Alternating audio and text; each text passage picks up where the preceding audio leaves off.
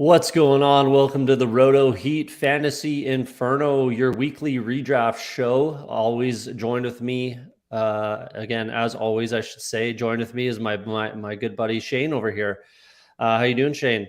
Man, I'm good, Cody. Words are hard, especially, on hump day after a day that's kicked your butt. So I feel for you there. I'm not gonna lie. Yeah, it was a bit of a rush getting everything started and going this week. So yeah, I didn't even get to put a Twitter post out, anything like that. So speaking okay. I got the you English covered. language, I got you covered. It's gonna be a tough one. But how you doing? I'm good, man. It's already been a grind this week. And it's only Wednesday, so I'm happy to chat some football as usual, and this should be a fun episode, I think. Yeah, absolutely. Joined with us down below, we got Brandon Lane, Chubb's Burger. Brandon, thank you so much for coming on super late notice. So we definitely appreciate you showing up, chatting some football with us. Tell the people who you are, what you're about, and where they can find any work that you do. Thanks, guys. My name is Brandon Lane. Most people just know me at Chubb's Burger. So you can find me on Twitter at Chubb's Burger. Each week I do a show called Winning the Wire with my co-host Mike. And we have guests on each and every week. We talk the waiver wire. Usually before we talk the waiver wire, we have 15-minute guest segments where we've had guests like Liz Loza, Andy Behrens, Hayden Winks, Bob Harris, like some of the big names. So it's been a fun experience to do that. And we just kind of talk football and their background and then break into the waiver wires each Tuesday at 9 p.m. Eastern. And then you can find my articles off of my Twitter link. There's just a link on there for me. Nice. Yeah, shout out to the underdog guys, Hayden and the other guy that I can't remember off the top of my head, but I listen to that show quite often. I actually quite like their content quite a lot. It's very, very informative, and I'm a huge best ball player, so they kind of go hand in hand. So nice. Well, yeah, we appreciate you having you on here. We're going to go over some reinforcements. Are coming. Some guys off the waiver. Sorry, not off the waiver. Off the suspension list. Coming off injury, things like that.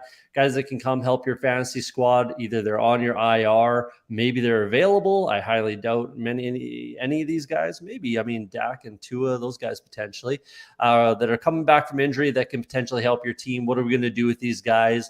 Couple situations a little later on after we talk about a few guys that, we just want to dig into what we're thinking, what we're doing with a couple players, namely a bunch of running backs.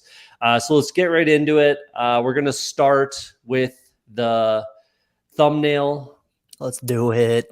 One of my favorite guys. So I'll let you guys kick it off, but we're going to talk about DeAndre Hopkins. Brandon, you want to lead us off? What do you think about Nuke coming back? There's an interesting fact that I heard today, and I'm going to credit Graham Barfield for it. But since 2020, Kyle Murray's completed 65% of his passes for 5.8 yards and 2.9% touchdown rate. With Nuke out there, he goes up to 68% completion rate, 7.6 yards per pass, and a 5.1% target rate or touchdown rate. So I think it's going to be a boost for the offense. They've struggled. It's been a struggle. They've been kind of a little bit of a hot mess out there this year. So I think they definitely need him. They've made some roster changes, this week. So they definitely need him coming back. I don't know exactly what to expect from him. I don't think he's going to be a wide receiver 1 right off the bat, but I think you can count on him as a wide receiver 2. Shane, what are your thoughts? I got a bit of a rant about Nuke because I love Nuke, but you go ahead. Go ahead.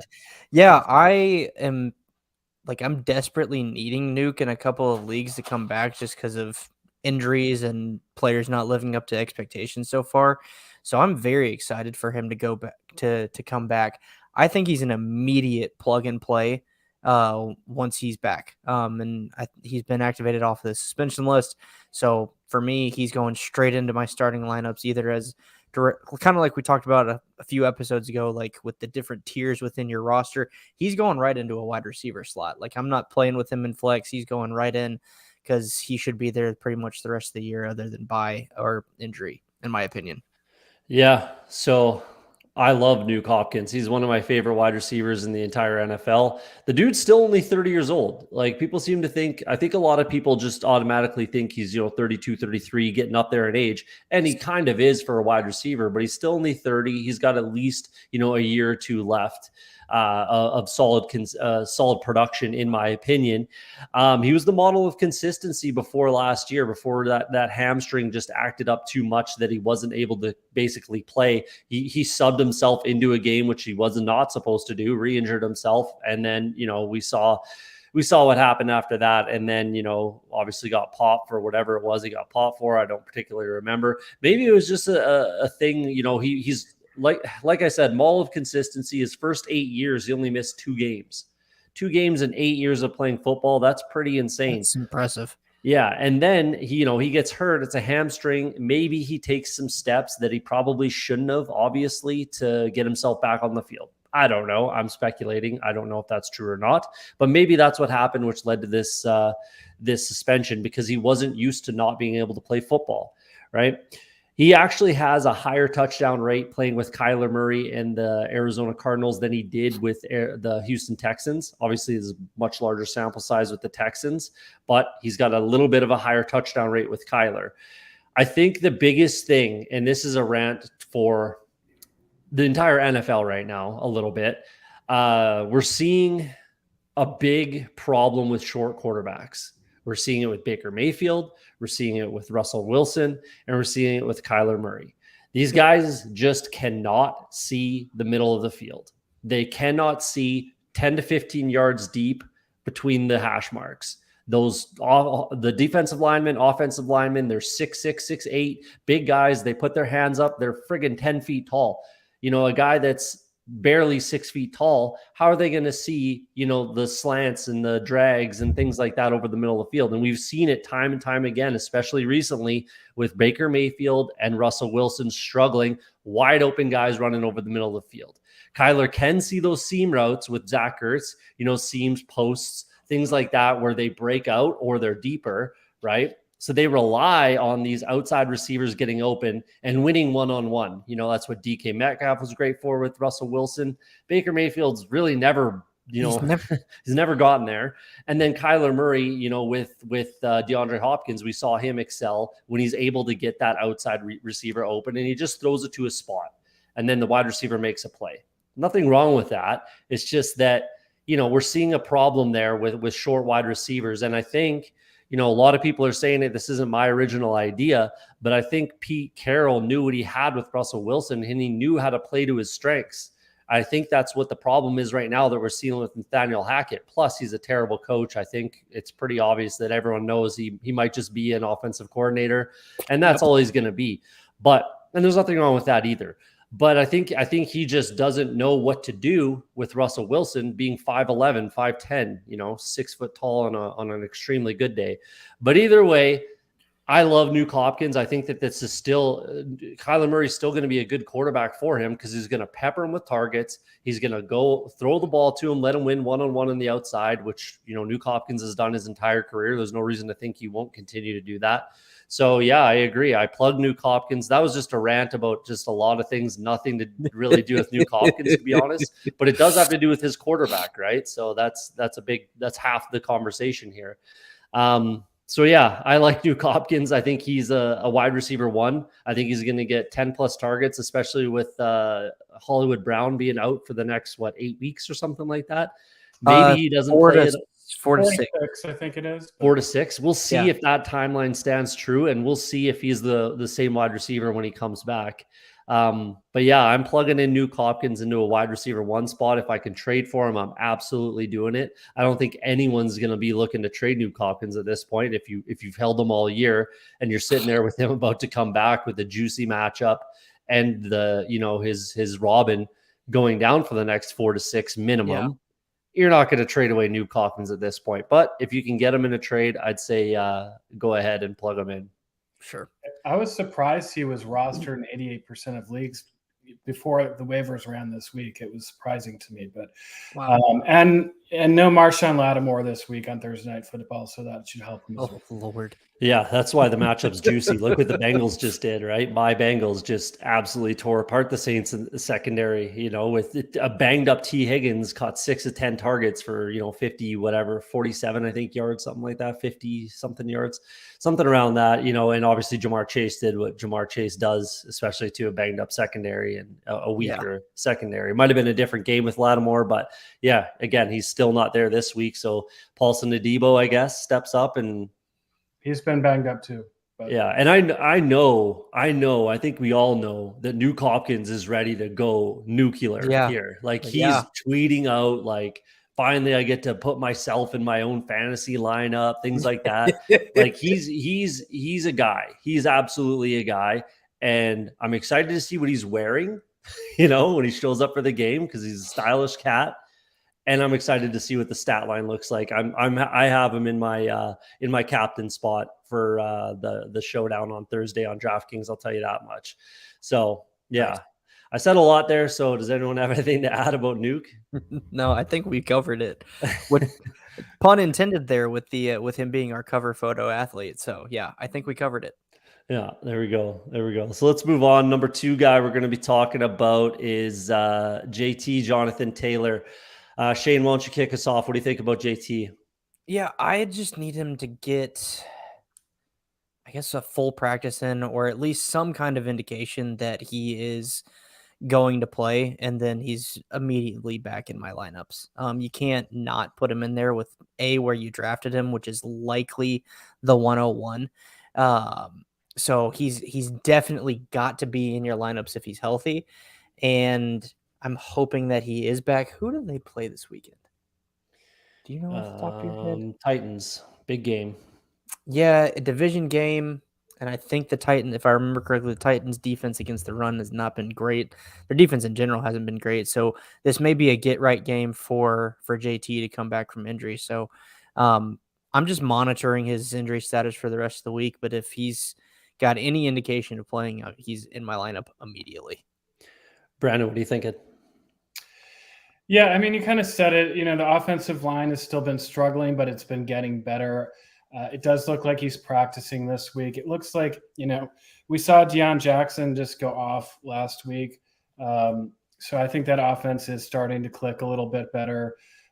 I think all 3 running backs are going to be healthy this week. So JT should be back in the starting lineups. I think he's been playing more around that 75% threshold of snaps. And I think that's probably what we'll expect to see from him right away. I mean, if he's playing, I think he's getting a big workload. So you can't sit him. Yeah, the more encouraging thing for me in that last game with the Colts was Matt Ryan actually, playing like a quarterback in the NFL. He had by far his best game. And, the threat of the pass was there last game.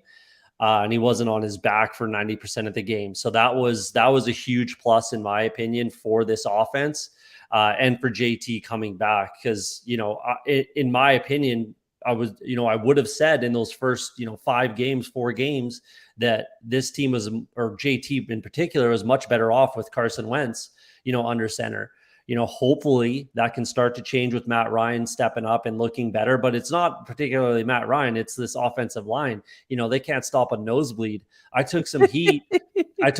For saying they should bring back Eric Fisher, who was left tackle for them for, a few years after he moved over. But I was saying, bring back Eric Fisher, who's still a free agent somehow. I don't have no idea how Eric Fisher is still a free agent in the NFL right now, considering the amount of injuries on the offensive line. And Bernard Ryman, I wasn't talking on a show at the time during the draft, but I knew that guy was smoke and mirrors, former tight end. You're not going to jump in and play left tackle coming from Central Michigan and play left tackle in the NFL when that's not even your natural position. You haven't even been playing football your entire life, that sort of thing. He's not it at left tackle. So I don't know why they haven't re-signed Eric Fisher. I don't know why a lot of teams haven't signed Eric Fisher, but here we are. That offensive line needs to get it cleaned up. I'm still concerned about these injuries with Jonathan Taylor. He's supposedly has turf toe, which Trey Burks went on the IR for. recently, and a mild ankle sprain.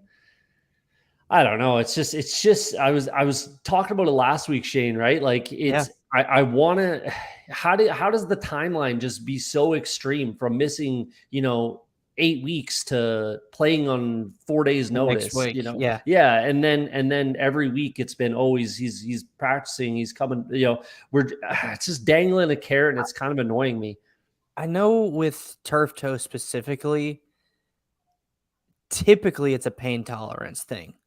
So depending on the severity of his compared to Treylon Burks's, it's going to be a pain tolerance thing with that. And it's probably typically similar with as someone who's sprained their ankle 4,000 times, it's usually the same thing, is how much can you plant off of it, cut off of it, and whatnot.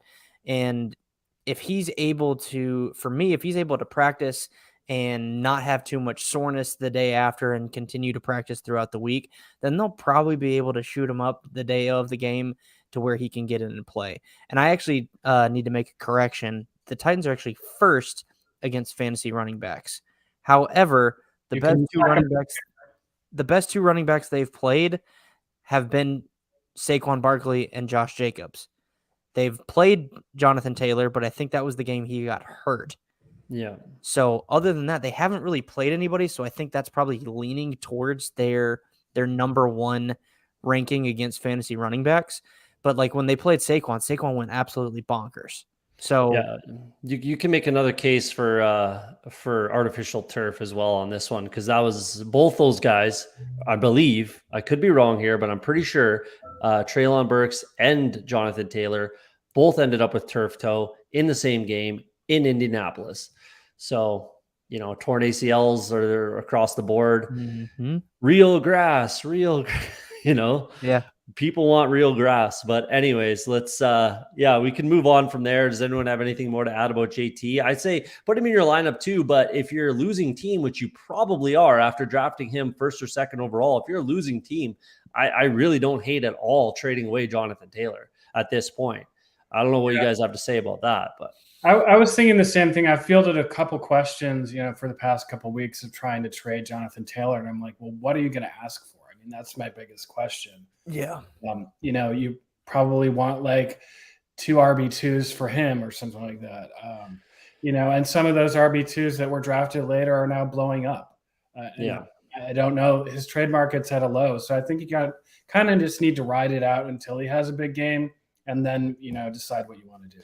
Top of my head, do you think you could get Joe Mixon and Christian Kirk for Jonathan Taylor?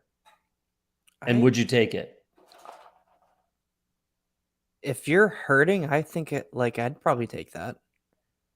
Right. Does that seem doable? Does that seem a doable trade? I think so. I think that's the sort of thing you need to look at. A fringe RB1 and a fringe wide receiver 1. Maybe not quite wide receiver 1, but, fringe RB1 and a wide receiver 2 for Jonathan Taylor at this point, considering what you've seen. It's so difficult for running backs to finish number 1, overall in points back-to-back years. And we're it's already writings on the wall. It's not going to happen for Jonathan Taylor, but I don't know. Have to go nuclear. Yeah. I just think now's certainly the time. If you're holding him and you're a losing team and you have Jonathan Taylor and you're hoping he's going to come back and save your entire season, you might be chasing fool's gold, and it might be time to throw in the towel on that. Let's move on to a quarterback. We got Tua Tagovailoa, Miami Dolphins. I'll kick this one off, I guess. I think he's going to be fine. He was having a career season before the first game. Realistically, it was in game 3 is when it all started. So I'm not including that in, his body of work kind of a thing. So he was having a career season before he went down with the back-to-back concussions. I think this offense, not only this offense, but also the wide receivers and the playmakers around him are perfect for Tua Tagovailoa. They're absolutely perfect. They're quick hitter wide receivers. The offense is a quick hitting offense, and he's a quick hitter quarterback. Get the ball out of his hands, get it into these 4-3, probably 4-2, wide receivers, get into their hands and let them run really fast. Perfect. Easy peasy. And Tua's going to do well. So I would start him over someone we're going to be talking about in a second here. This week, he's got a juicy matchup, a TJ Watt less Pittsburgh Steelers Sunday night. He's been sitting for 2 weeks. He's cleared protocol. I'm sure he's good to go. I'm sure he wants to get back and prove a point and get back to earning that contract that he's still wanting to earn right now.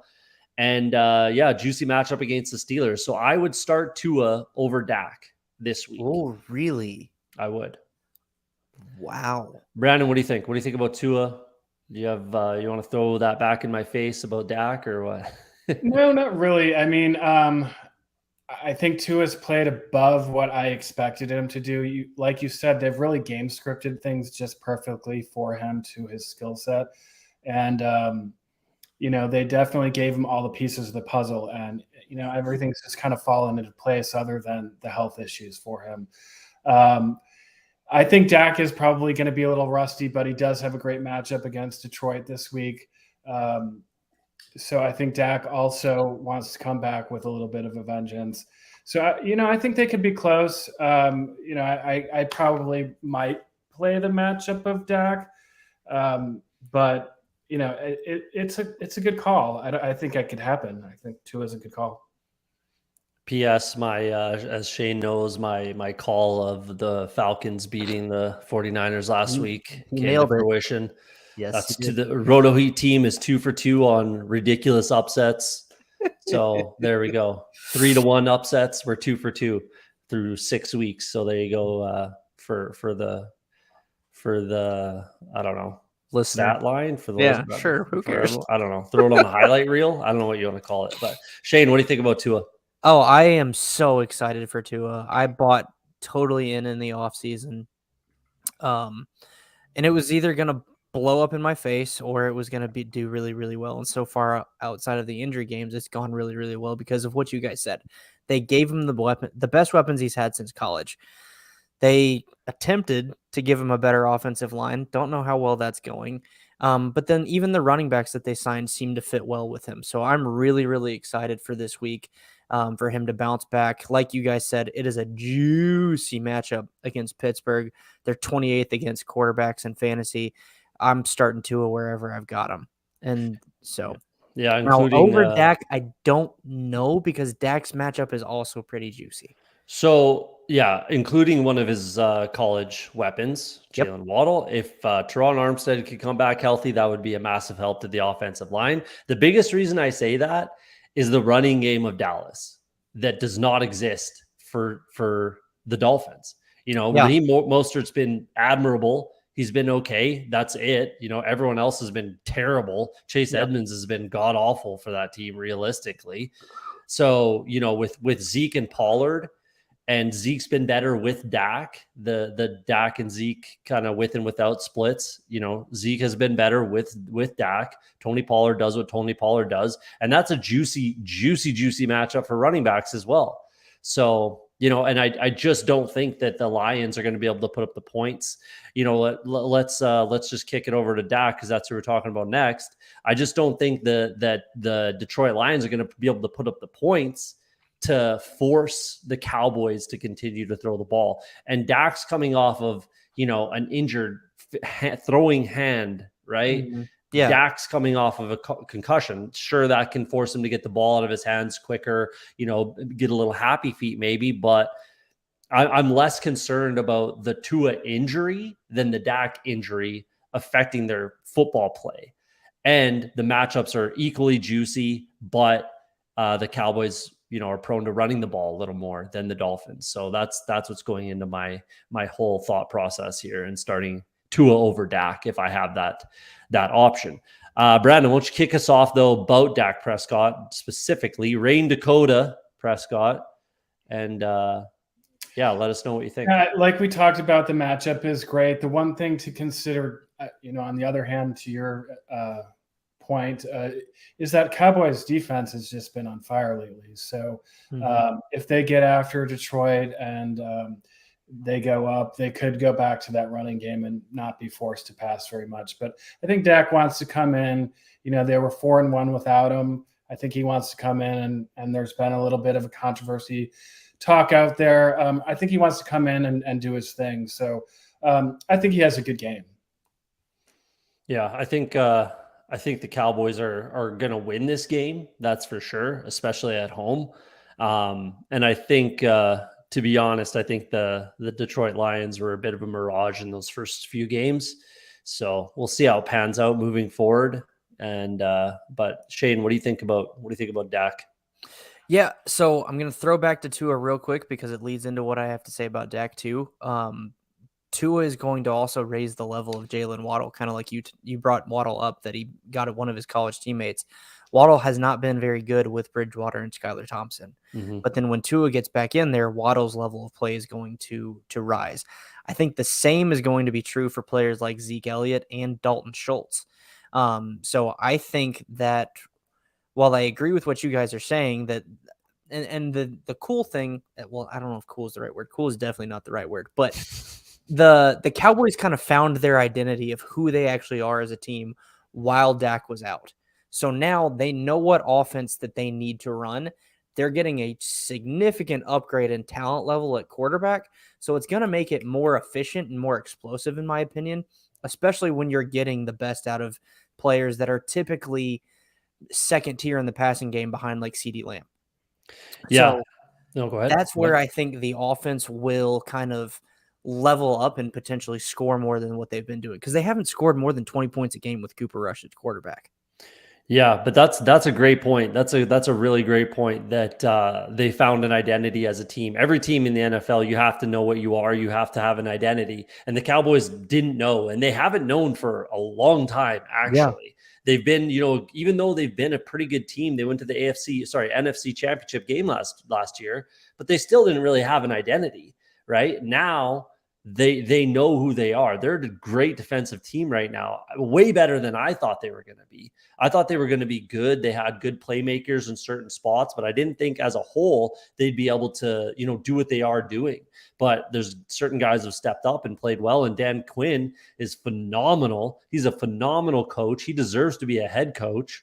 And if he's not the head coach of the Cowboys soon, he deserves to move on and be a head coach of any other NFL team that's looking for a head coach. And there will be quite a few after this season. But with Dak, and going off of kind of piggybacking what you said there, Shane, like that kind of makes Dak a streaming quarterback at this point.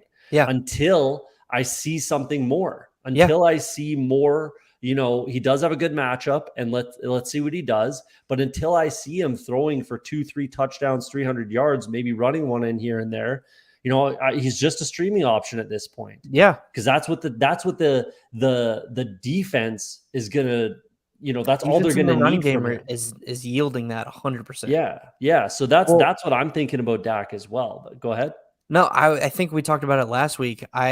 Maybe the week before, I got lucky in my work league and picked up Dak. So I've got Stafford and Dak that I'm able to kind of pick between.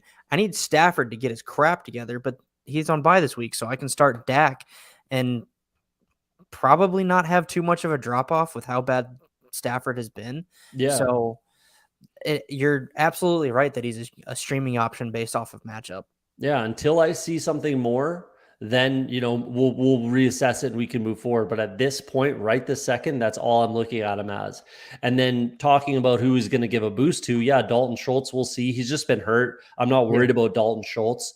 We were going to talk about him tonight, but there's no point with all this Dak talk. So he should give Dalton Schultz a little bit of a boost. He should give Zeke a boost, and he should on paper give CeeDee Lamb a boost, but. A stat that I noticed today that not a lot of people probably know, in the last 15 games dating back to last season, including the playoffs, and this is a couple games where they put up 50 plus points. Guess how many touchdowns CeeDee Lamb has? 3. 2. And close. Both of those came with Cooper Rush in the last couple weeks. He went the last 9 weeks of last year without a touchdown, including 2 50-plus point games by the Cowboys. Ew. So I'm a little concerned about CeeDee Lamb too, but that's another story for another day. So I just wanted to point that out with Dak coming back, that, people are probably, CD owners are probably, thinking that he's going to go to the moon, but temper your expectations. My only follow-up question, I don't expect you to know this off the top of the head, but just for something for people to think about, was Michael Gallup available in those games? I would assume most of them because he got hurt late in the year. A little later in the year, but so that should mean that he would get more production, right? There would be more looks for him, right? And that didn't happen. Well, so here's my thought behind that. A CD primarily succeeds, like his best routes, his best production come out of the slot. Underneath for sure, yeah. Yeah. So if Gallup is out, they're usually forcing him outside more because they don't have options outside without Gallup. So that was kind of where that train of thought was going. I don't disagree, but CeeDee Lamb has to be their wide receiver 1. 100% agree with period. That. So end of story. Yeah.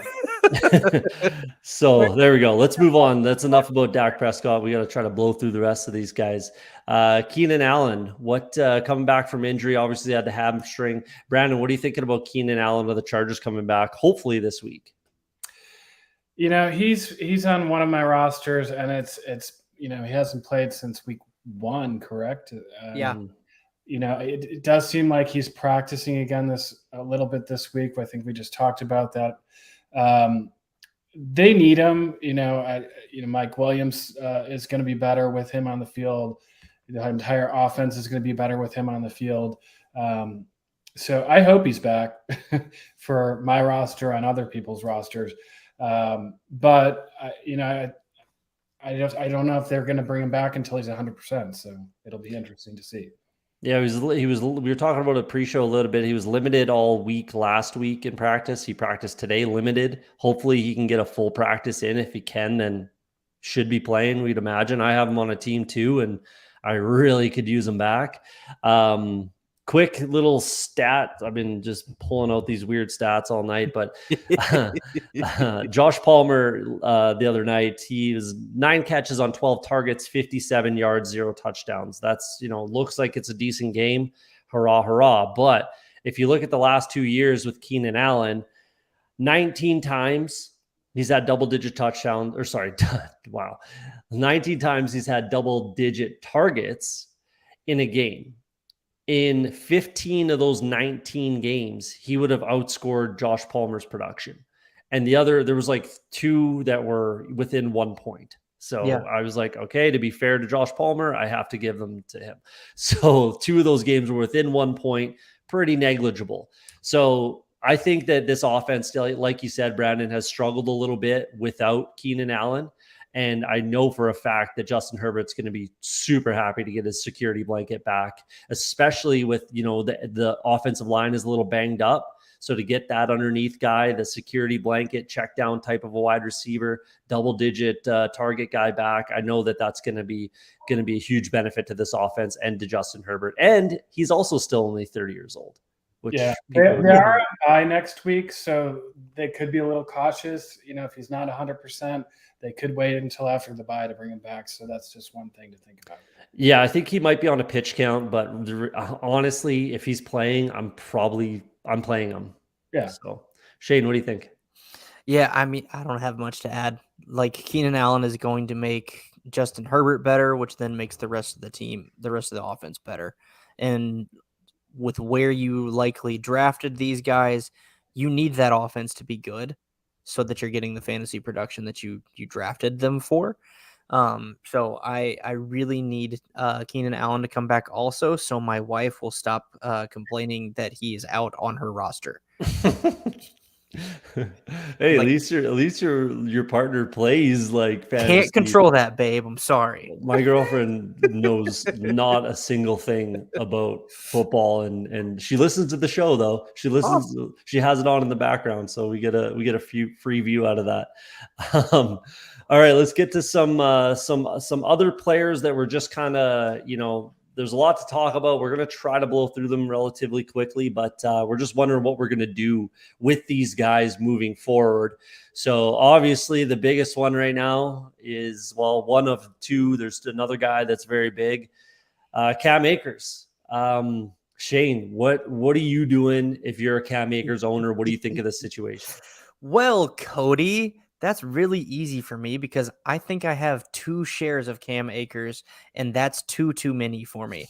I'm not a Cam Akers guy, never have been.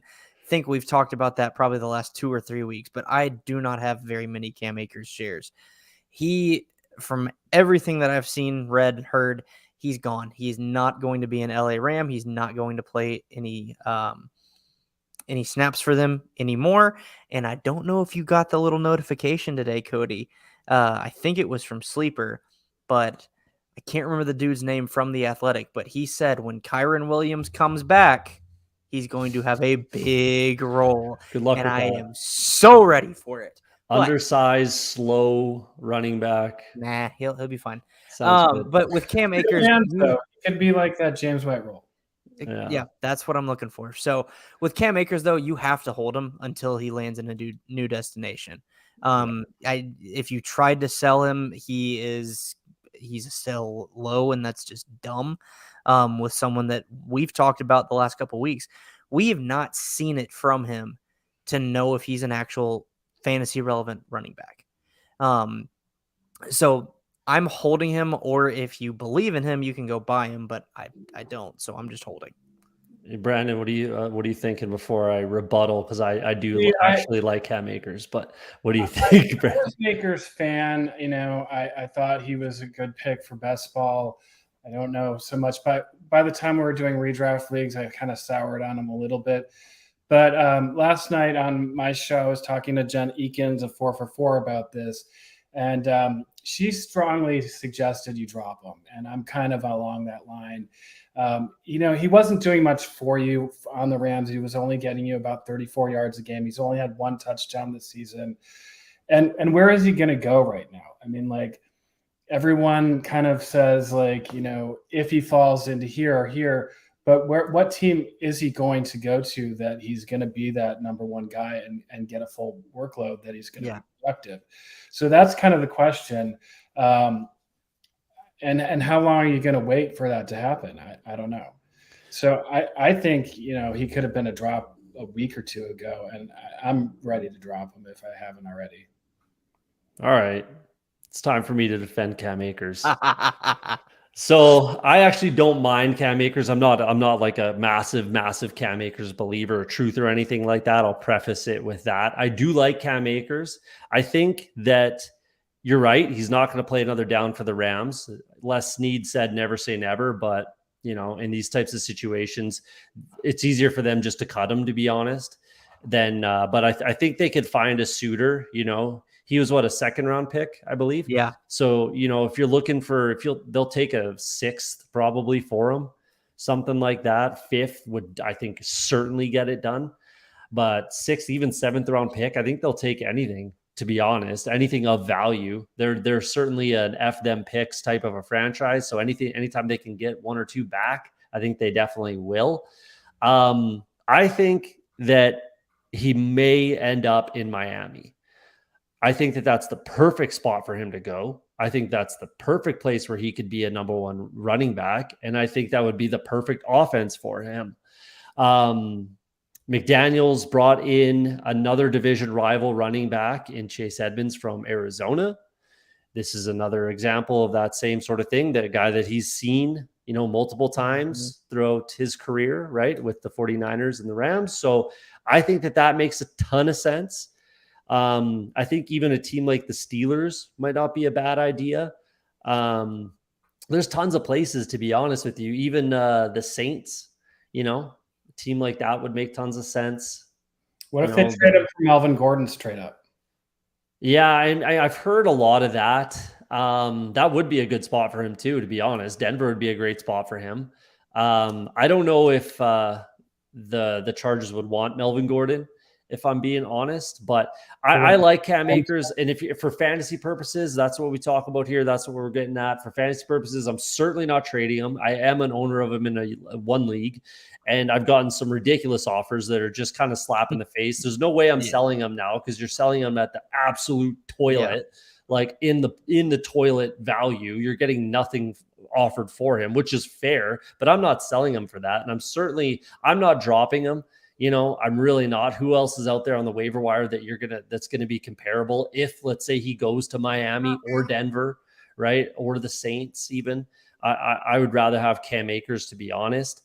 And if I can buy him low, I will. But like I said, I don't think too many people are going to be trading him, in his extreme low value. So segue to the Melvin Gordon. We might as well jump into him. I was saving him till later, but we might as well jump into him now. Brandon, what are your thoughts about Melvin Gordon? Obviously, it was a little bit of a weird situation that happened on Monday Night Football, and we're forced to watch the Broncos again in prime time. Hopefully that comes to an end.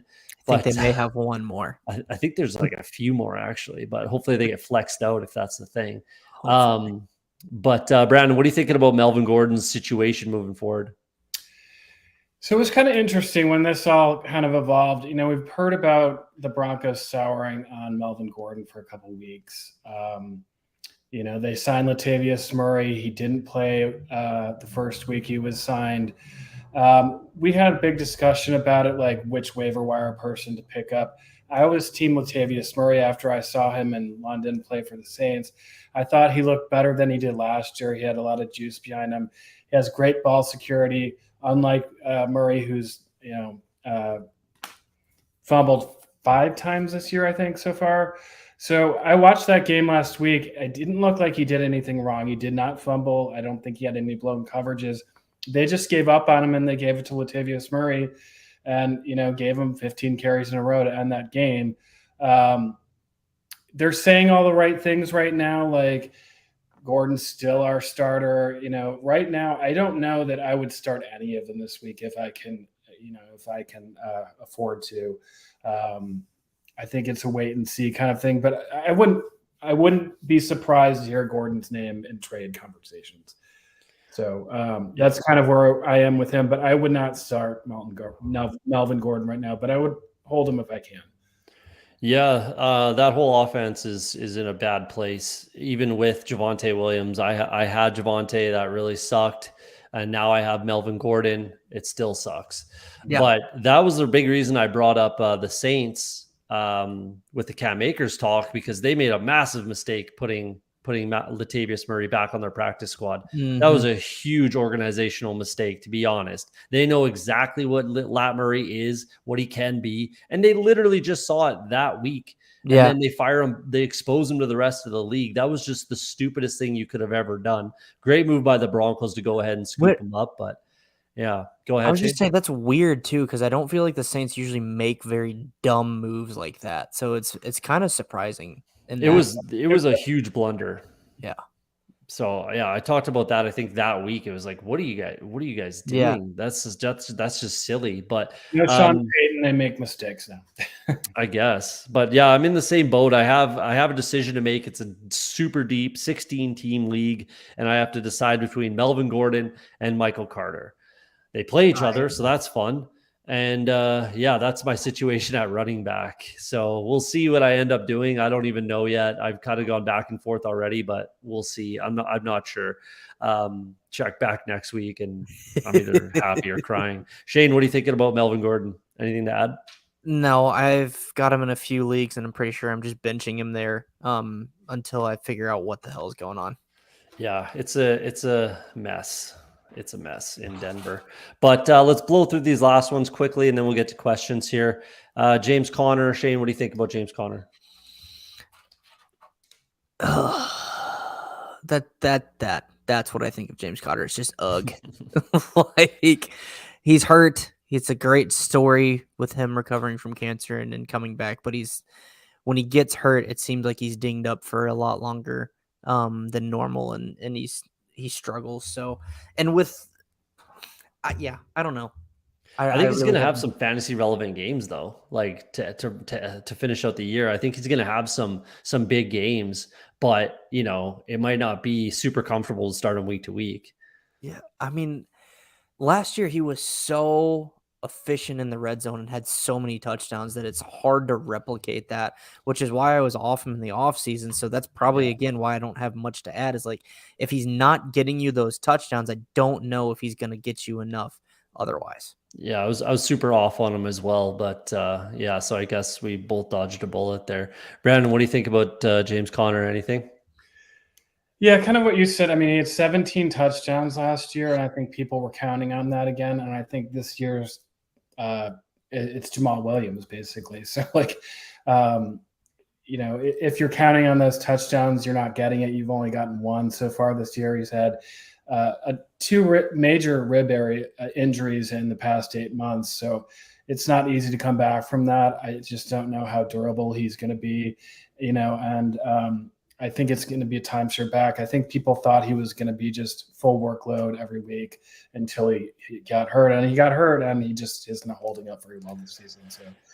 Yeah, that was the reason I've always been kind of off on him, just because he is a little bit injury prone. He has been his whole career. It just is what it is. I don't know. I should have put his real first name, but Hollywood Brown, Marquise Hollywood Brown. What are we thinking about? I guess I'll start it off. Actually, but there's not too much to add for him. When I put him on the list, I didn't think he was hurt as long as he's going to be, 4 to 6 weeks, but we'll see. I think it's going to be more like 8 at a minimum. But we'll see. And I think you're probably just putting them on your IR and moving on from there. I don't think you're going to look to make a move for or trade them. Anyone disagree or anything to add? He's a hold for me. Yeah. From what I saw, Cody, he got his second opinion today, and it was not as severe as they initially thought. So Okay. That's where the 4 to 6 number is coming in. That's what I've seen. But even still, you're without him for 4 to 6 weeks. Hold him, stash him on your IR if you can. Out players belong on IR, just by the way. And that's all I got to add. Brandon, you got anything? No, not really. I mean, if you have an IR, you're obviously putting him in there. I think he was a wide receiver 6 overall before he got hurt. So you can't replace that off of anything on the waiver wire right now. If you're short benched, and I've also heard 4 to 6 weeks, but we don't exactly know. If he's out 6 weeks and you have a really short bench, you might need to drop him, but I'd really try to hold him. Yeah, I don't think you can drop him either way. I'd rather him rot and die on my IR than drop him and he comes back for 1 week in the playoffs and kills you or something like that, So, yeah, I would never be dropping him, but I think you just put him on your IR and hold and take it from there. 2 more guys quickly here. Jameson Williams. Again, I put him on the list thinking he might have a shot to come back this week, but then word came out today that it's going to be kicked down the line a little bit. Again, another guy you maybe want to try to trade for if you can, if someone will trade him at this point with that news coming out today that it is going to get kicked down the line a little bit. Maybe, someone will trade him. I'm an owner and I'm not trading him, especially now. I've waited, 6 weeks for him to come back. I'm just going to keep holding, keep him on my IR and see what happens. Anything to add there, Brandon? Anything to add on Jameson? I have him on one of my squads and he's eligible for the IR. So if you have room to stash him there, I think it's great. I was expecting that he might be coming back after the bye, and it doesn't sound like that's going to be the case. I don't think we see him until November. Mm-hmm. So it's a long time that everyone's holding him. I know people get frustrated. A lot of players have been getting hurt, but he was the number 2 wide receiver of these rookies on my board this season. And, he came in with an injury and they're being conservative with him and there's no need to push him out there. But once he plays, I think he's an immediate wide receiver 3 with wide receiver 2 upside. He's in Dynasty, he's someone you definitely wish you had on your team because he's going to be good. Yeah, 100%. I think I had him at wide receiver 3, and that was only because of the injury. If that ACL didn't happen, I think pretty much everyone would be consensus probably wide receiver 1. But Shane, anything to add about Jameson? The only thing I would add is if you, for some reason, can't put him on IR or just in a shallower league, he might be someone that at this point you want to cut. But that's, again, only if you can't stash him in some type of IR, which if you can't, then go smack your commissioner in the head. Yeah, that's fair. It's sounding like potentially week 12. So just before the fantasy playoffs, it's a deep league for me, so I can hold him. So I'm just going to stash him for now.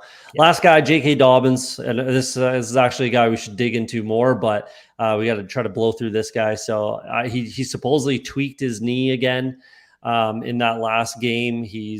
I don't know. I'm looking to definitely trade away if I can J.K. Dobbins. if I can get some sort of value out of him, because I don't think he's certainly not going to be the same, that he was 2 years ago. I think Gus Edwards coming back is a name to definitely be looking at your waiver wire. If Gus Edwards is available, go get Gus Edwards. Brandon, what do you think about J.K. Dobbins? Yeah, it's been a rough road. He just has not been able to come back from that injury. We saw him. He's had snap counts of 15, 40, and then 27 this past week. And I don't know that it sounds like he strained that knee. I don't know that we'll see him this week. I think Gus Edwards is a great call. I think, if he's out, Gus Edwards is going to be the back to own. I don't know if we'll see Gus Edwards this week. It's possible, but I think we will see him at least in the next week or two. And he's been a viable, flex play for us in fantasy in the past. So J.K. Dobbins is just not someone. You can't trust him. He's not been usable. So it's a sad story because the guy is really talented, but he just hasn't been able to bring it back. Yeah, it is what it is. It does kind of suck because he had all the talent in the world, and he's not catching passes either. So yeah, no one really does in that offense, to be honest. Running backs don't really catch a lot of passes in that offense, but either way, yeah. Shane, anything to add? Yes, I'm actually going to disagree with you guys. And maybe it's my love for J.K. Dobbins. I think for now he's a hold. I think I haven't dug too deep into what happened this past Sunday, but it sounded like the knee just kind of tightened up on him. And while yes, that is concerning, he's only 22, 23, I think. So even with that, I'm gonna hold on to him. And that's probably just a dynasty mindset coming in a little bit too. But I think the talent will. I don't know. I think the talent's. It's too early to give up on him, even in redraft yet. So I think I'm just going to be stubborn and hold. I just think that I'm too. I completely stay away from running backs coming back from ACL. The year after, I'm always off. Saquon Barkley, Dalvin Cook. I don't care how good they are. I don't care what their name is. I don't care. I'm going to avoid them the year after they come back from an ACL. And we're seeing it with J.K. Dobbins. It kind of just is what it is. We'll see what he does next season. But for me, in redraft settings, I'm completely off. I'm trying to trade him for name value, but that's just my 2 cents. Because no, you've said that before, and I'm gonna adopt that strategy from you. Yeah, take it and run. All right. Appreciate everybody sticking around for questions. If you're in the chat still, go ahead and hit that like button for us. We're going to get to these questions right now. Like and subscribe, like we always say at the end of the show. I don't know why we don't say it during the show, in the middle, right before we do questions. So if you asked a question and we answer it, go ahead and hit that like button, please, and thank you. Esron Kiki, hey, I want to trade away Allen Lazard for some running back depth. Who should I be targeting? I mean, I say this a lot, as you know, Shane, like if Allen Lazard is starting for you, regardless, just keep starting him and get the points. Points are points. I don't care who they are or where they come from.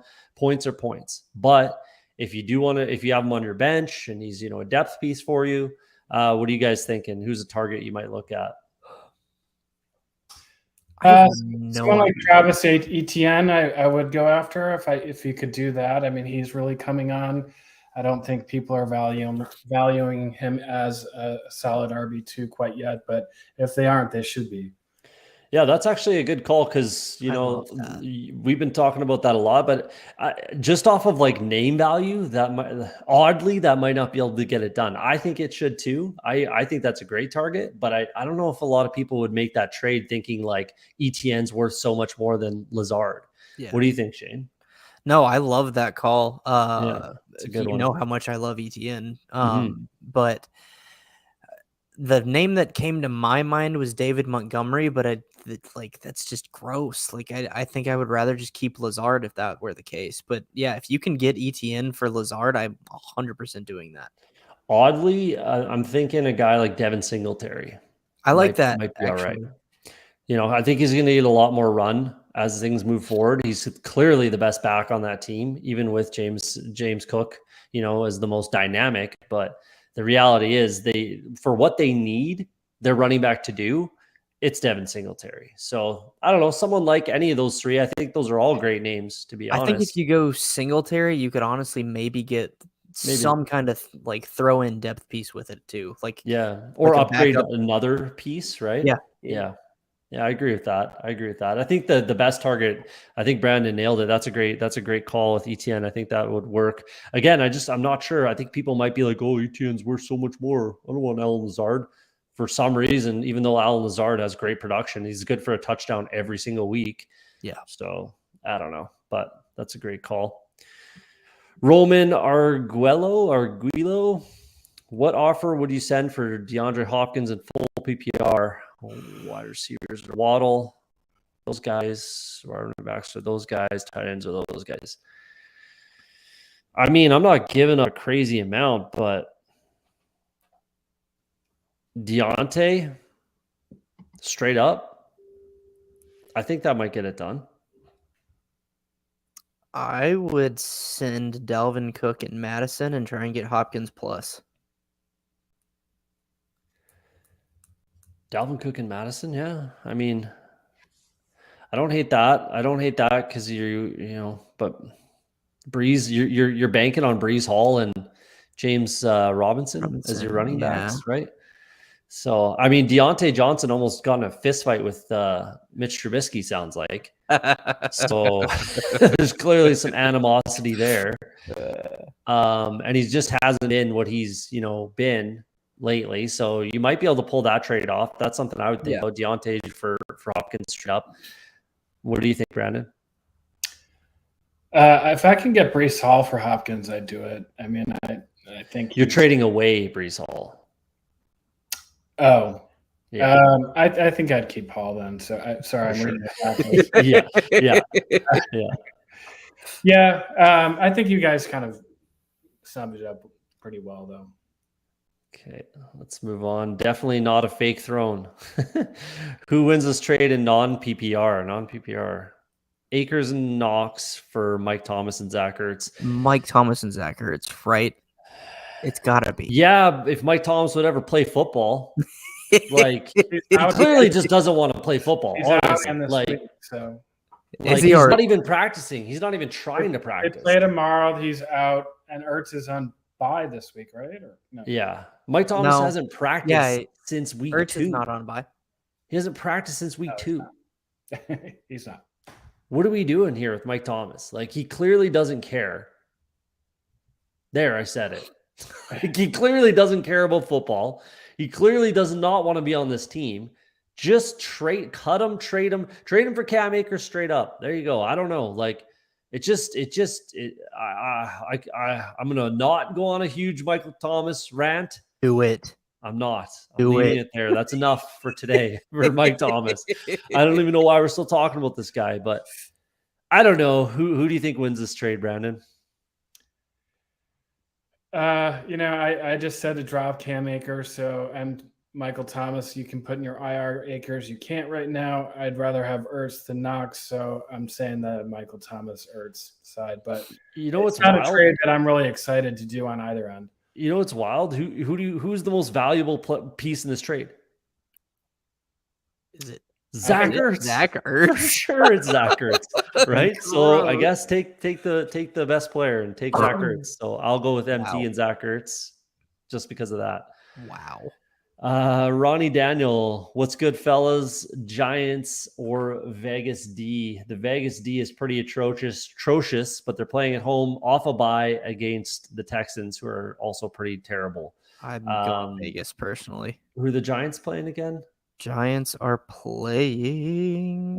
They're on the road against Jacksonville. Okay. I'm taking Vegas at home. Yeah. That's what I'm doing. What do you think, Brandon? Yeah, no, I agree. The Vegas is not a good defense, but I think this week you can, if you're between those, I think you could go Vegas. Yeah, the team as a whole has been playing better and off a bye, so I'll go with that. Sup, fellas? Last 6 games, I think it was Vegas off the bye is 1-5. Without Josh McDaniels. Fair. So we'll see. No, I don't know. We'll see. I still like the Raiders defense. They got some pieces there, and they should be getting better.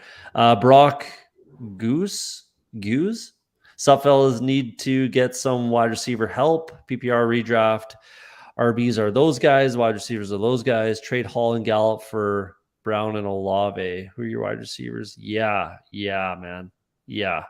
I like 100%. That a lot. Absolutely. Yeah. AJ Brown and Olave. You're getting D-Hop back.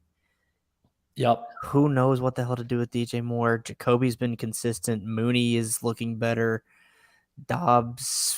Bleh. With Mixon, Saquon, and Ramondre and Kenny Walker, absolutely. I'm smashing accept on this trade, Brock. Yeah, 100%. Brandon, what do you think? Yeah, I agree. Yeah, that's a smash accept. You're getting the best player in the trade, which is what we always say here. Get the best player in the trade, and you're doing that with AJ Brown. You might be getting the best two players in this trade. Olave, we've talked about a fair amount, and I love some Chris Olave. And to be honest, like week to week, he'll probably end the season with more points. And are you ever starting Hall over Mixon, Saquon, Ramondre? Point. Kenny Walker is now taking over. You got a good looking squad too, by the way. You're kind of getting lucky with some injuries, which is great. You got to get lucky to be good. So Damian Harris, Rashad Penny, and Hopkins, D-Hop coming back. That's awesome. Smash accept. Yep. Super C and B challengers. PPR, I need a flex. Olave, Mike Will, Kirk, Benjamin, Mostert. I'm going to go Olave. But it's close between Olave and Kirk for me. I'm going to go with Mike Williams. I'm going with Mike Williams. I'm going with Mike Williams. Even though I love Olave, the for some reason, somehow, even though that secondary for the Cardinals is god-awful, they've shut down the number one weapon wide receiver-wise for a lot of teams this year. So with Mike Thomas never wanting to play football again, I'm going with Mike Williams. Brandon, what do you think? Yeah, I guess, Benjamin, a lot of people were on last week. He did play 86% of the snaps. So, the process was there. I'm not a big guy, but if he's the only one back there again, I think he's kind of the safe play. Big Mike is kind of the boost play. So I'd probably go Mike Williams, but if you want safer and Benjamin is if is the one back there by himself again, I think there's value there as well.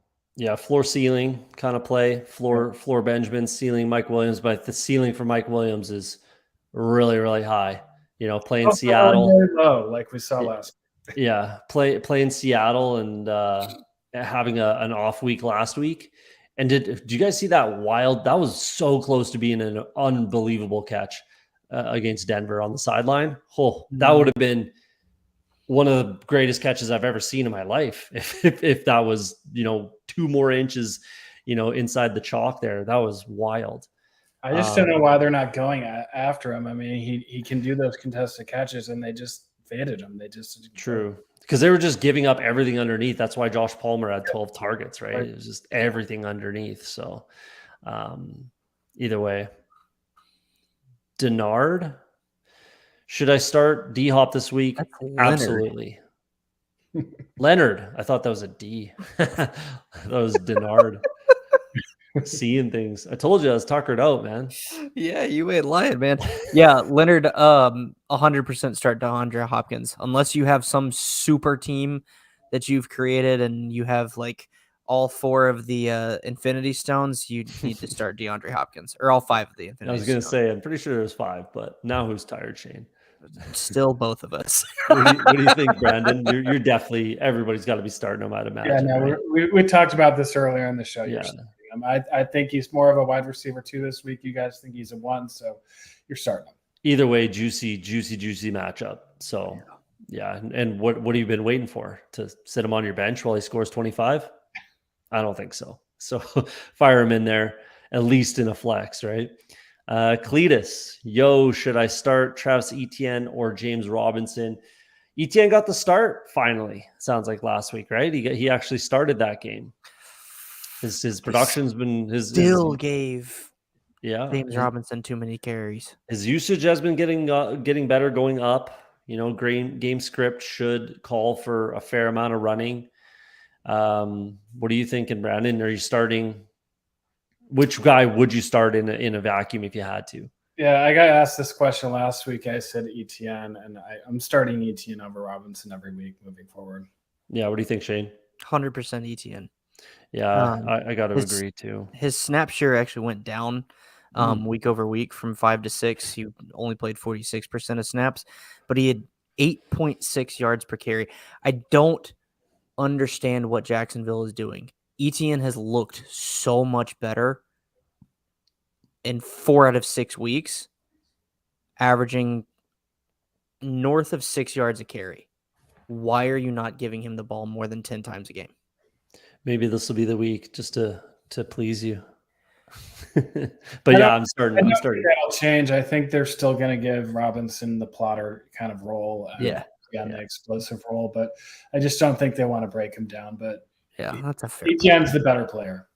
Yeah, start ETN though over if you had to make that choice. Pig's feet.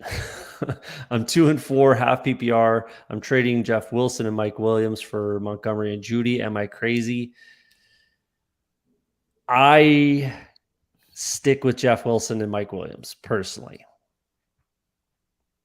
Who's the best player in this trade? Brandon, who's the best player in this trade?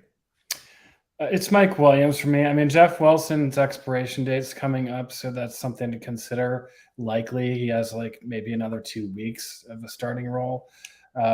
Montgomery, they just won't quit for the Bears. Judy's a little inconsistent and on a bad offense. So Mike Williams there, by the way, with Khalil Herbert and David Montgomery. Khalil Herbert's averaging north of 8 yards a carry. Yeah. Give him the ball more. Who's the best player in this trade, Shane? It's Mike Williams. I agree. That's why I'm glad we all said that, because I didn't want you guys to be like, oh, Montgomery, Judy. No, it's Mike Williams. Mike Williams, but I feel like this trade. This is close.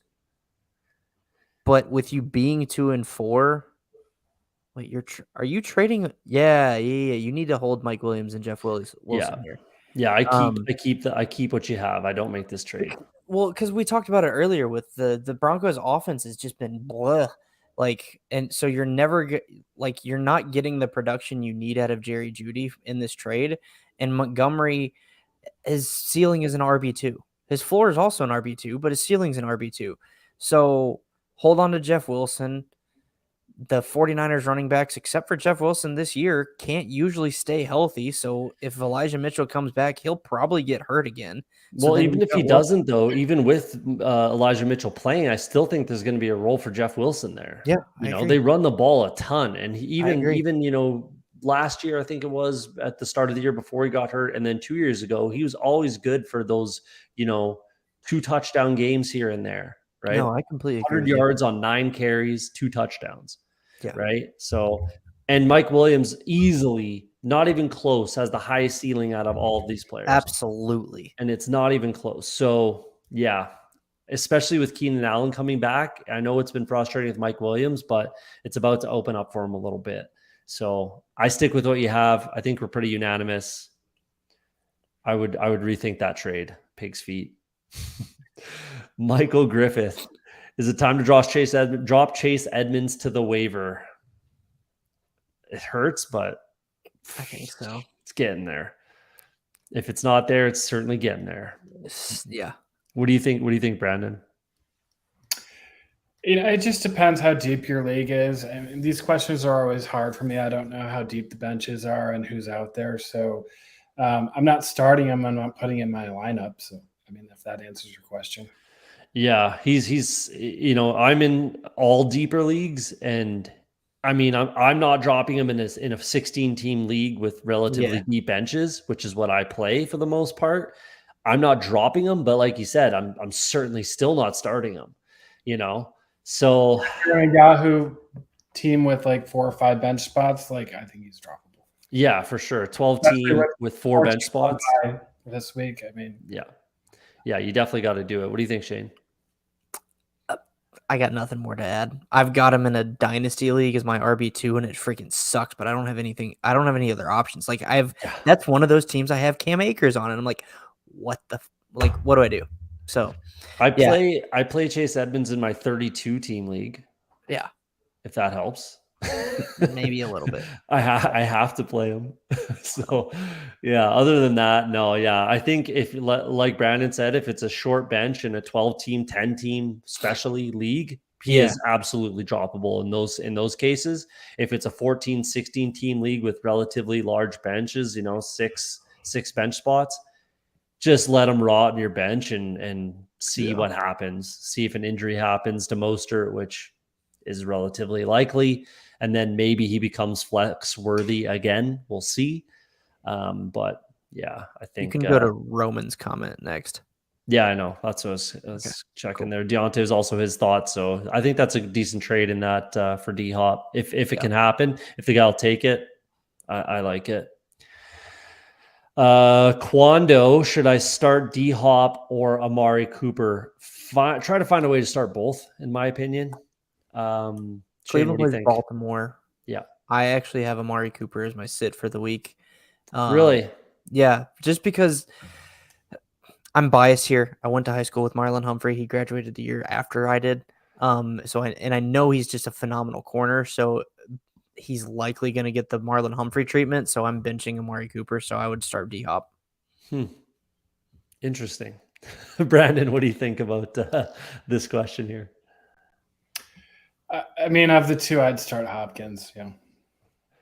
This is really close for me, actually, and I hate Amari Cooper. You know, Shane, I don't like Amari Cooper as a player. But playing Baltimore, they're going to have to throw the ball. He's going to get double-digit targets. You got to figure. Yeah. They're going to have to play catch up. He's been good for 100 yards a few times and a touchdown this year. I do agree with you guys. I'm starting D-Hop because, number one, I love D-Hop. It's a great matchup. All the reasons we've talked about almost all episode, right? So I am starting DeAndre Hopkins, but it's pretty close, and I would find a way to start Cooper over someone else, unless you, like Shane said earlier, unless you have a really good roster and, this is your decision, then I go with D-Hop, but I would find a way to start Amari Cooper if, you have another flex spot that's iffy. Yeah. Ronnie Daniel, did I miss my answer? Oh, Giants or Raiders? Damn bye weeks. Yeah, you must have missed it. It's the Raiders for all of us. Yeah. Hit that like button too for answering your question twice, bruh. Or subscribe, even better. Yeah, both. Who should I start? D-Hop, Cooper, or CeeDee Lamb? All three. All three. If I have to pick two, I'm going CD and D-Hop. Yeah, I think we're unanimous on that too. Brandon?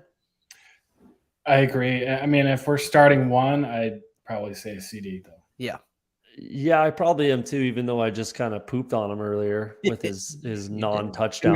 The matchup is great though. So. Yeah, exactly. So I'm probably taking CD and D-Hop as well. But again, I'm still trying to find who else you starting. I'm still trying to find a way to get Cooper in there if, again, don't have other flex spots that make sense on that one. Okay. Cubanito Abreu, Ayuk and Mostert for ETN. Which side, I'd imagine? Yeah. I love me some Ayuk. He was just a buy the other week on the other week's show. This week too with Kansas City. And he just had a really good game against the Falcons, even though I picked them to lose, which was proud of you. I'm gonna let y'all answer first. I'm gonna go with Ayuk and Mostert side. Brandon, what do you think? It's tough. I mean, I'm assuming we're talking redraft here. It just depends who I'm. Again, these are a little bit hard because I don't know you're dropping to do for the 2-for-1. I like ETN a little bit more. I think you can count on ETN every week to be an RB2. Mostert has been good, but I don't think he's going to be sustainable week to week. Ayuk has been up and down. I did have Ayuk as a start last week, and he went off, so I had him as a sleeper. But I think he's going to have his up and downs this week. So if you need a dependable player each and every week, I think it's ETN. So I'm going to go ETN. I don't hate that, but I think Ayuk could be that guy as well. So I think that Mostert and ETN are relatively close enough. I do definitely have ETN a fair amount higher than Mostert, but I think they're relatively close enough that Brandon Ayuk becomes free cheese on this. And, that's kind of what I'm looking at. Like I don't, depending how deep your league is too, if you're like a 10 or even a 12 team league that you have a good team, you might not be starting Ayuk, but if you're 14, 16 team leagues, like I have him in a 16 team league, I'm starting Ayuk every single week.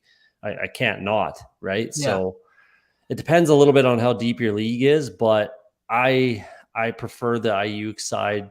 I think I'm about to surprise you, Cody. You're going to take Ayuk and Mostert. I just told you.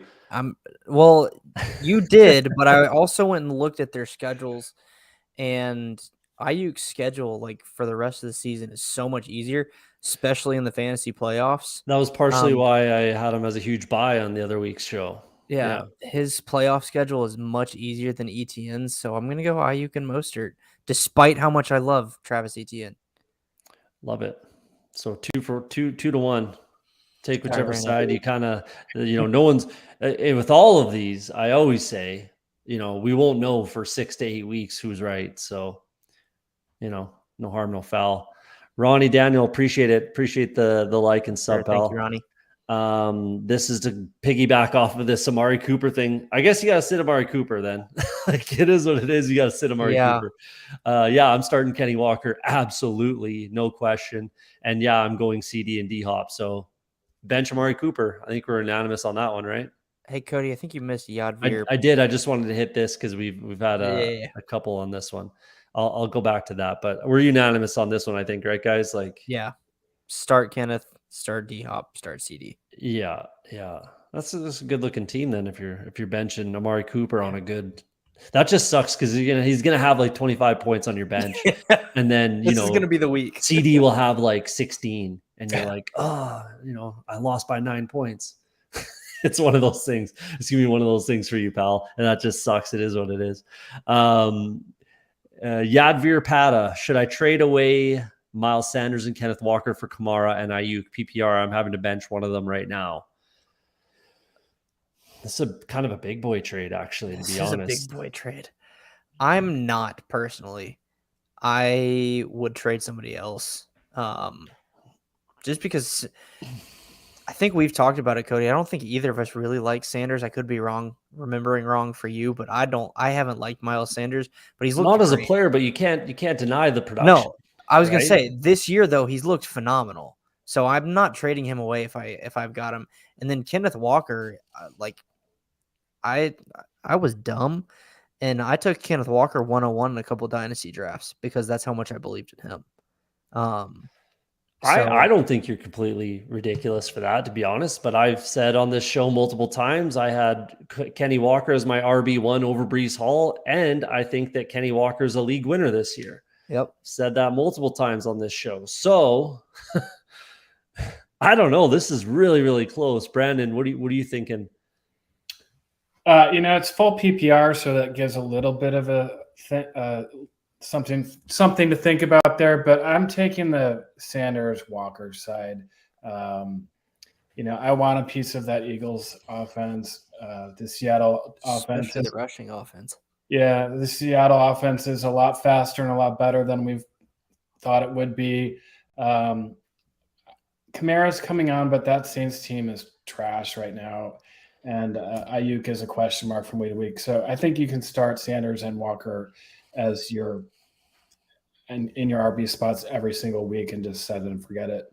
I was kind of hoping one of you guys would talk me out of it, but I'll agree and go with my original thought. Yeah, I'm thinking Sanders and Kenneth Walker, which sounds wild. Like that sounds so wild. There's no chance in the world you'd make this trade weeks 1 through 3, 4 even, right? And now we're sitting here week 7 and we're like, yeah, I'll take it. That's wild. So yeah, I guess we're unanimous. I didn't want to be the first one to say it for some reason, but I was hoping one of you guys would, make a compelling argument to talk me out of it. But yeah, all right. I think the only compelling argument is what Brandon kind of mentioned is with PPR, Yeah. You've got that just potential blow up with Kamara, but the Saints offense and team has just been bleh. So like it is what it is, right? We don't love Miles Sanders as a player, neither of us, but you can't deny his production. And that's all we care about in fantasy space, right? So 100%. And with the tight end getting goal line looks, there you go. Yeah. I just want Taysom Hill to be like go on another Mormon mission or just be shipped off to the moon. I love Taysom Hill. I love this. I love this. I love it. I love Taysom Hill as a player. I really do. I really do. I think he's awesome. I really enjoy Taysom Hill and the madness he brings. He was a tight end in best ball, so I'm overexposed. I'll tell you that. 20+%, 24%, I think, Taysom Hill. Yeah, absolutely. I'll take that.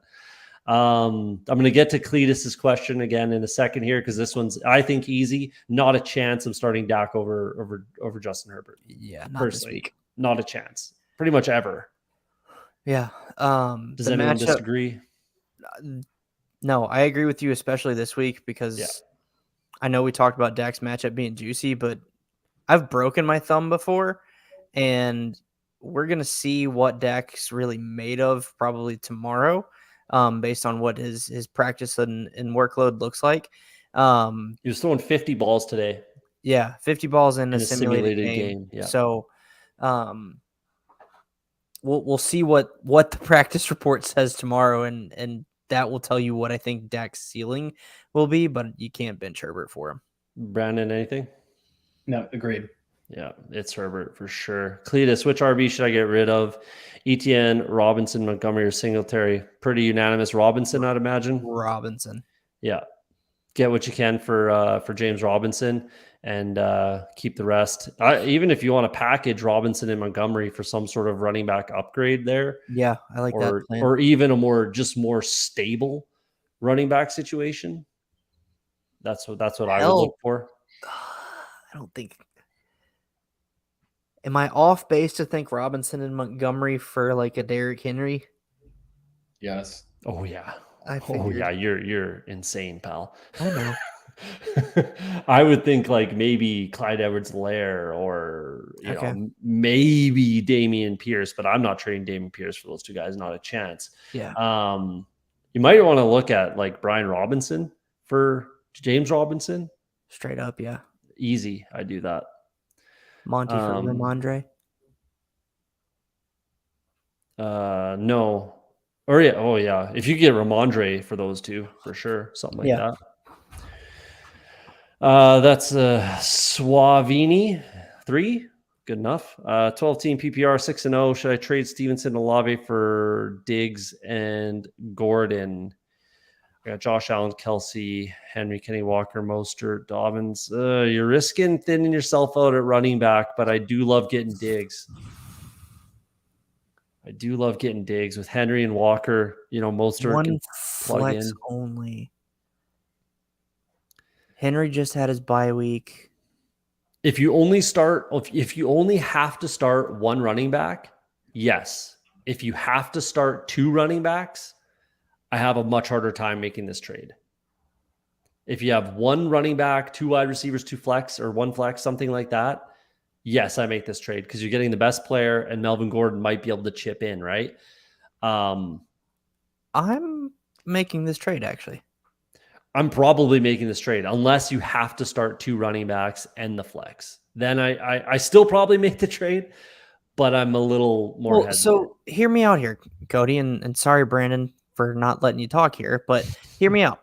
So right now you're probably starting Henry and Walker as your running backs. Yeah. Because Henry just had his bye week. I didn't even see Dobbins, but we'll skip that. Waddle and Godwin at wide receiver, and then you're picking between Gabe Davis, Jacoby Myers, Mostert, and Dobbins as your flex. If you make this trade, then you're starting Henry and Walker.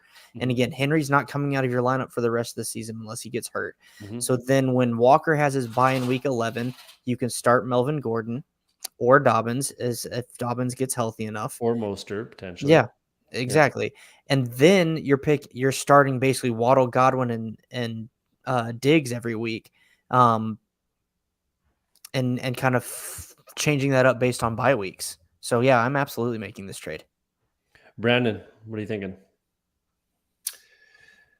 I think I agree with you guys. I mean, it is appealing just to kind of set the Walker, Henry, Stevenson, 3 running backs in your lineup.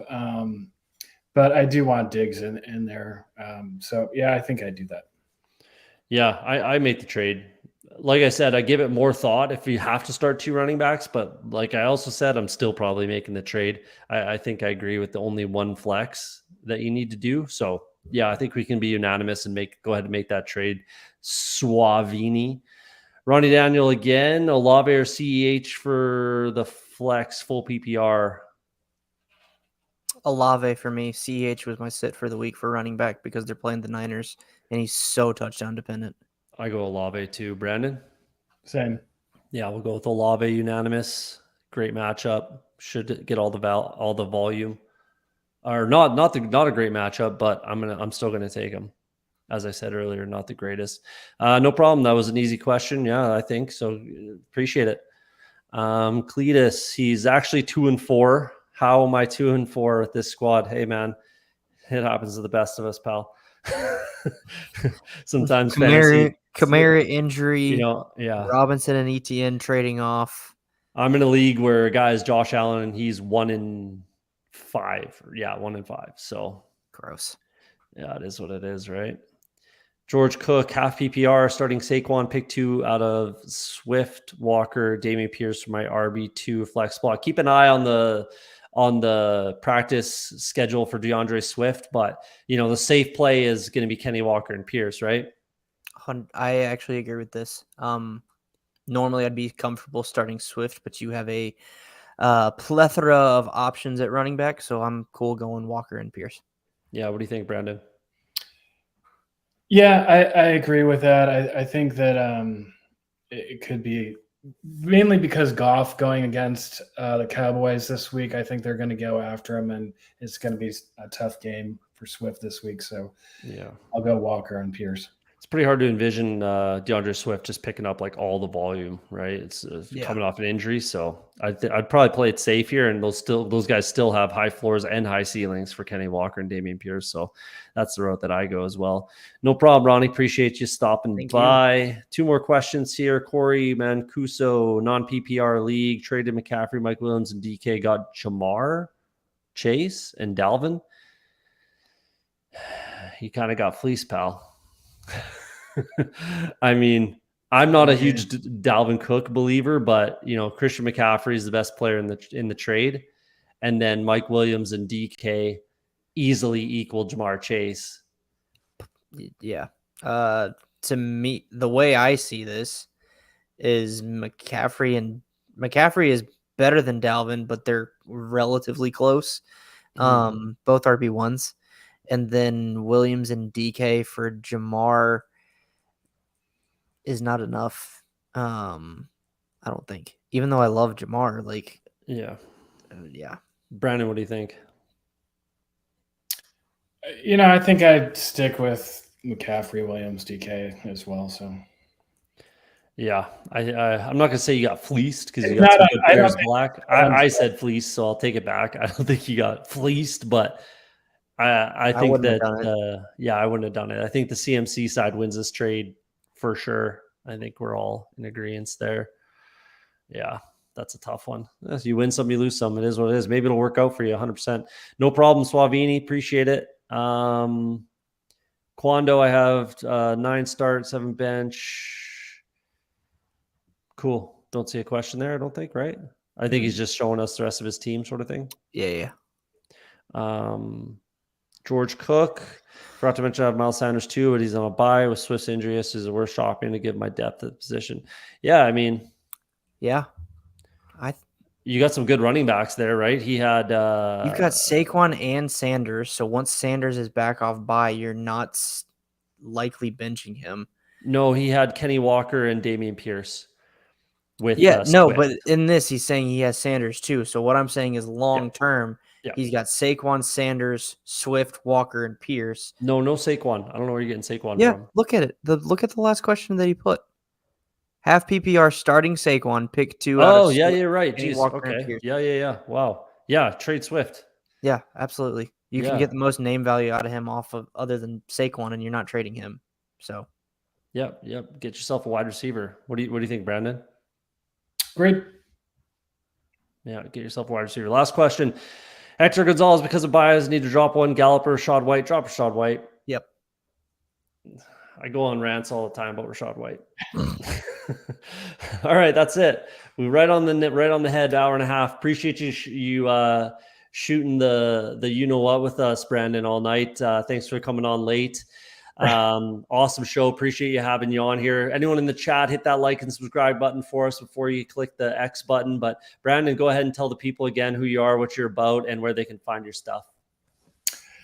At Chubbsburger on Twitter and Instagram. Every Tuesday, I'm doing Winning the Wire waiver wire show at 9 p.m. Eastern on Twitter Spaces. You can also find my waiver wire article on my Twitter. Just click the link on there and you'll get to the website. So that's what I've got going on. Beauty. George Cook. Yeah, I don't mind making that trade. We'll get you in here quick for next time. I don't mind making that trade considering your RB depth. So yeah, I don't mind. Go ahead and making that trade. We go live, so we'll just promote the other shows. We got Tuesday live stream that starts an hour before this show does. There's this show every week. So every Tuesday, every Wednesday, 7 I'm the minority here, 7 p.m. where I live, 9 p.m. in the East is when we go live on this show every Wednesday. The Tuesday show is, I guess, 8 Eastern. Yeah. Trying to do quick math over here. And then we have a Sunday live stream before the games kick off. So check that one as well with Roto Heat Rick and Bryce, who's also on the Tuesday show. We got the Discord right above Shane's head over there. So join the Discord. I'm in there. Shane's in there. At us if you want to chat. You can hit the DMs, whatever you need to do. Shane, do you have anything to add? First off, thanks for coming on, Brandon. It was awesome getting to actually pod with you for the first time. And then only other thing I have to add is a shameless plug, but you can also find my show, Red Zone Redemption, on rotoheat.com and all your preferred podcasting networks. So if you don't get enough of me on this show, you can listen to that too. It is audio only. And make sure you follow all of us on Twitter, and you can reach out to us in DMs there as well. Yeah, absolutely. Thanks again for showing up, guys. My name's Cody Woodman, off the Schneid on Twitter, and we'll see you in a week. Appreciate it, guys.